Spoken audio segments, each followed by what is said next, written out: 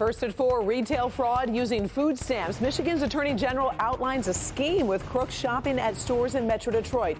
Also, we have this. I'm FOR meteorologist Kim Adams. Well, temperatures right now near 90 degrees in Howell and Flint, upper 80s in Pontiac, and we're not done there. It gets even warmer. I'll tell you when the pattern will break in a few minutes.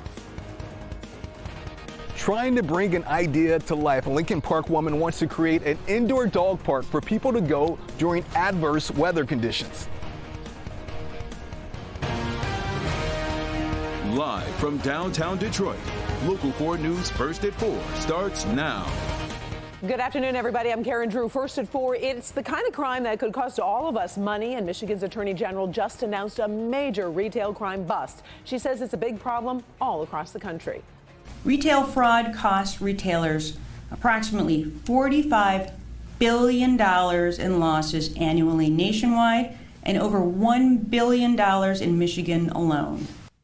Attorney General Dana Nessel also says this bust is just the beginning. Kimberly Gill joins us now with more on the investigation and arrests. Kim. Hi there, Karen. Good afternoon. When you hear about billions of dollars in retail fraud, you know retailers might be forced to pass some of that cost down to us, the consumers. Attorney General Dana Nessel, though, hopes Michigan is leading the way to stop those hefty losses. In this case, the Attorney General's organized retail crime unit worked with Michigan State Police and Walmart Corporate Security. They found someone was using stolen EBT cards at local Sam's Clubs in Metro Detroit. The cards and money were stolen from about 8,000 people, largely in California. The Attorney General says the scam racked up purchases worth about $4 million. So far, 3 people have been arrested and arraigned here in Michigan, but Nessel says more people could be charged. She's hoping the investigation sends a message. Let today's announcement serve as a warning for anyone attempting to commit these crimes in Michigan. We are partnering with businesses and law enforcement in every corner of this state and will hold people who commit these crimes accountable to the fullest extent of the law. So the investigation was extensive and came to a head last week when warrants were executed at 8 different locations around Metro Detroit. Karen will have more from the Attorney General about the scope of the investigation when you join us at 5. Yeah, when things like this happen, obviously we all pay. Exactly, yeah, and she wants to make sure that she puts it into it. So, right. Thank you, Kim. Sure. All right, well, we do have an update this afternoon on the story of siblings involved in a shootout over in Sterling Heights. The Macomb County Prosecutor's Office has charged 50-year-old Zachary Holston III in his half-sister's death. Investigators say Holston was leaving their family business when he was approached by his half-sister and other family members. There was an altercation over some paperwork in his car. Things got physical and turned into a shootout.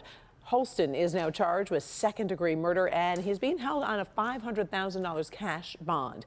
Now to West Bloomfield, investigators are searching for the cause of this fire. Sky 4 was over the old Pella Window Company near Pontiac Trail and Walnut Lake Road this morning. The business is currently vacant. We're told the building was empty at the time and in the process of being demolished. The Detroit Grand Prix ready to roll into town this weekend, and it is going to start affecting downtown traffic.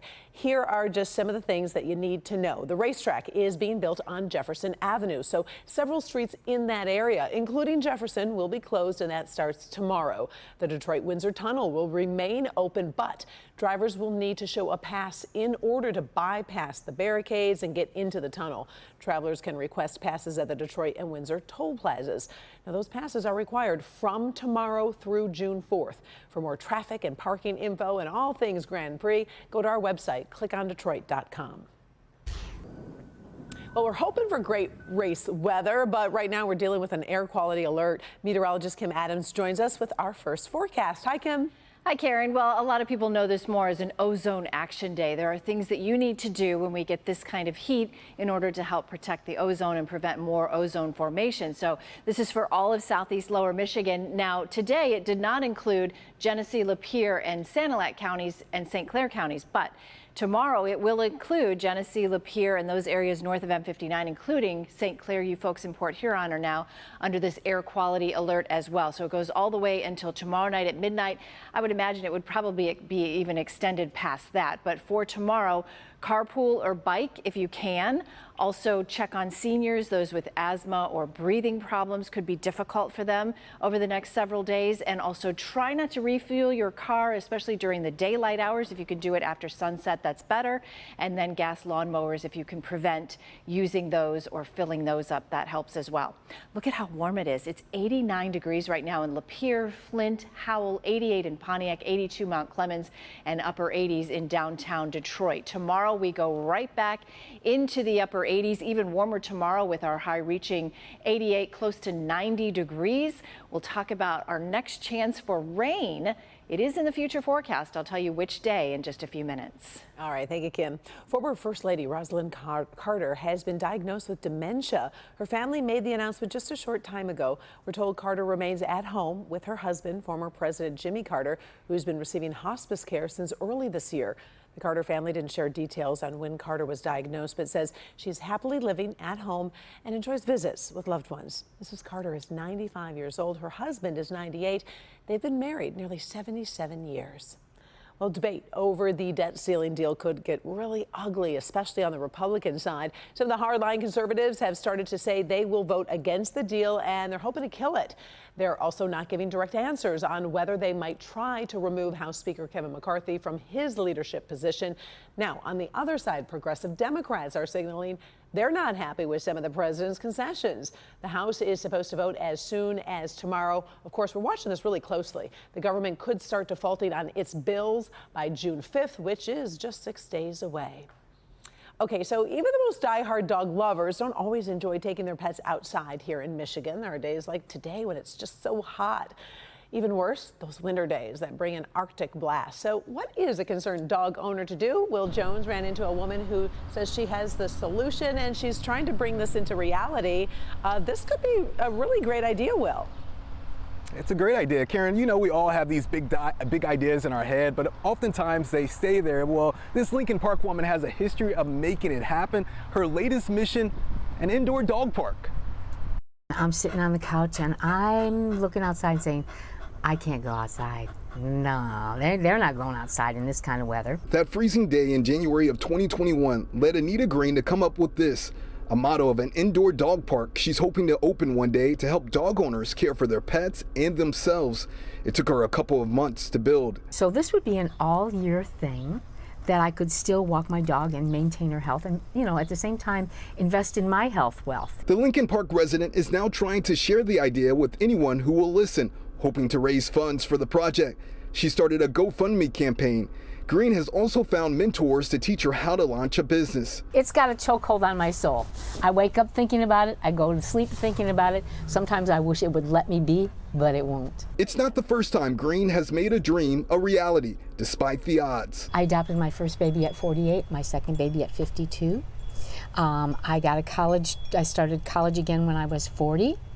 I became a realtor at 68. I write children's books. Didn't know how to write a children's book. This is Megger the Egger, the little angry kitten who learns that's okay. It's okay to be angry. All proof this 73-year-old should never be counted out. So this is the park, but it's going to be inside a weatherproof building. So Green is sharing her story, not only to partner with others who want a special place to go with their pets when the weather makes going for a walk challenging, but also to inspire people to bet on themselves at any age. If you have an idea, Green wants you to go for it. See, I'm the kind of person, I jump in and know that I'll pull myself up to the occasion. Green has set a goal of opening the indoor dog park in 2025, calling it Crazy Bout Canines. She doesn't know how she's going to make this all happen, but she has faith that it will happen. We are live. Will Jones, Local 4. Will, I'm so amazed by this lady. I mean, she's done so much in consider later years in her life. I'm thinking she's going to do it, right? I have faith. I told her we're going to check in, and in 2 years we're going to come for the grand opening. I would love to do that follow-up. Well, you do the follow-up story, but I would love to hear about it. All right. Thank you, Will.